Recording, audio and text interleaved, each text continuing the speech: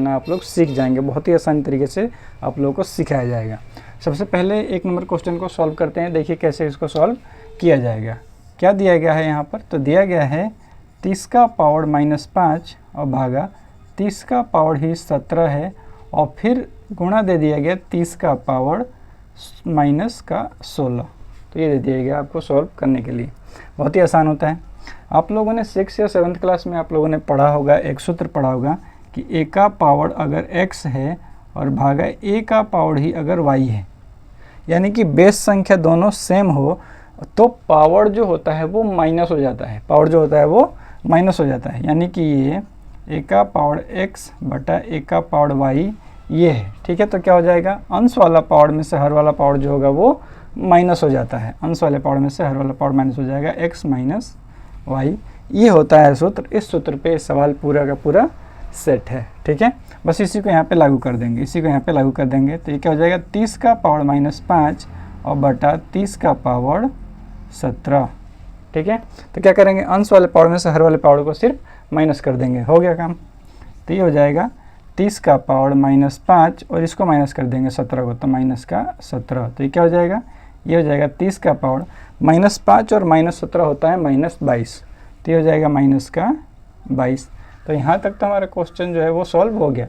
अब बच गया इंटू 30 का पावर -16। ठीक है, ये वाला। तो यहाँ पे लिख लेंगे गुणा 30 का पावर -16।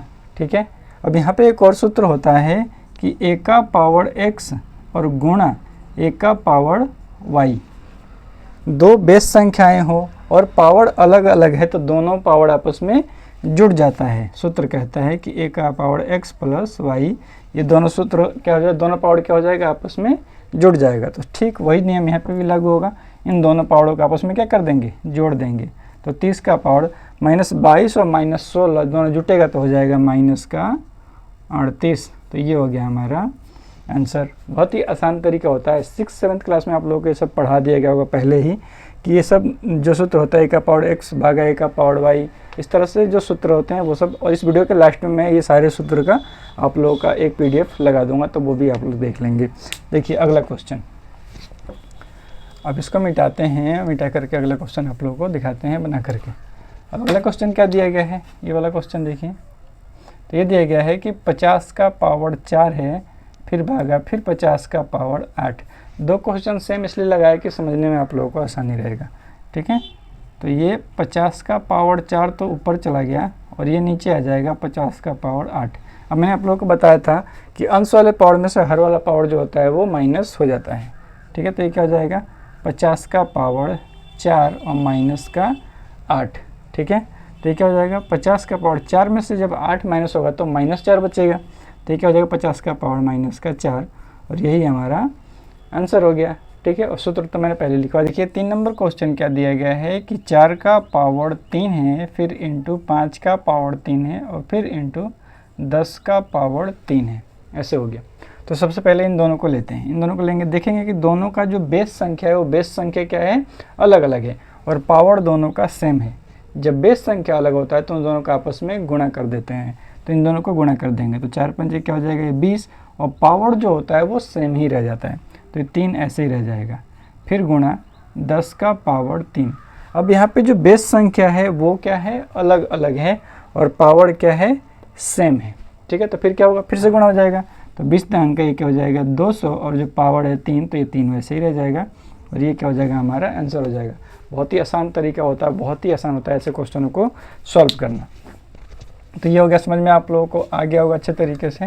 फिर भी देखिए और क्वेश्चन आगे क्या दिया गया है यहाँ पर, 4 नंबर क्वेश्चन। 4 नंबर में दिया गया है 7 का पावर 2 है, फिर 7 का पावर 4 है और फिर 7 का पावर क्या दिया गया है, 8 है। ठीक है, तो यहाँ पे क्या नियम लागू होगा कि a का पावर x इंटू a का पावर y, तो दोनों पावर आपस में जुड़ जाएगा। तो क्या हो जाएगा, a का power x plus y plus z भी कर सकते हैं आप, लेकिन दो को ही मैं लेकर के एक ही बार में बताता हूँ, दो को लेके बताता हूँ।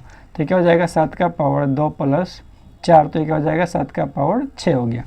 ठीक है, इन दोनों को मिलाने से 7 का पावर क्या हो गया, 6 हो गया। अब ये वाला बच रहा है, तो इंटू 7 का पावर 8। तो फिर इनको हल करेंगे तो क्या हो जाएगा, ये 7 का पावर 6 प्लस 8, तो कितना हो जाएगा, ये 7 का पावर 14, ये हो गया हमारा आंसर। ठीक है, तो इस तरह से बनाया जाता है इन सभी क्वेश्चनों को। आगे देखिए, आगे देखेंगे तो आगे और है, क्या दिया गया है आगे? आगे है यहाँ पे आप लोगों का कि एक ब्रैकेट के अंदर 2 का पावर 20 है, 2 का पावर 20 है और फिर भागा फिर 2 का पावर 10 है, फिर ब्रैकेट बंद और इनटू में 2 का पावर क्या दिया गया है? 3 दिया गया है।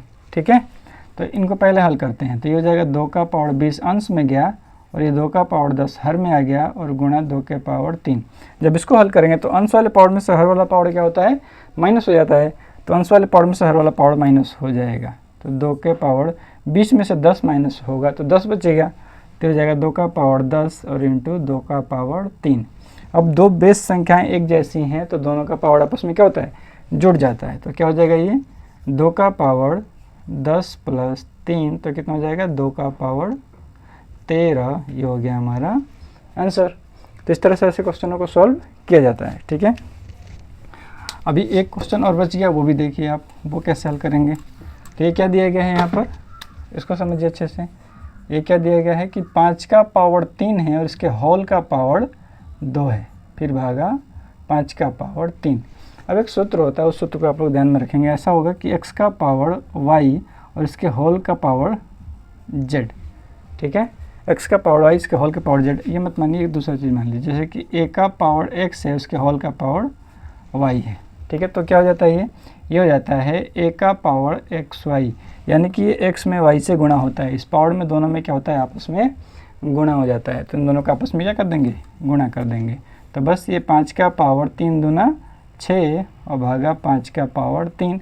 और ऐसे क्वेश्चन तो हम शुरू से बना रहे हैं, तो इसमें क्या हो जाएगा?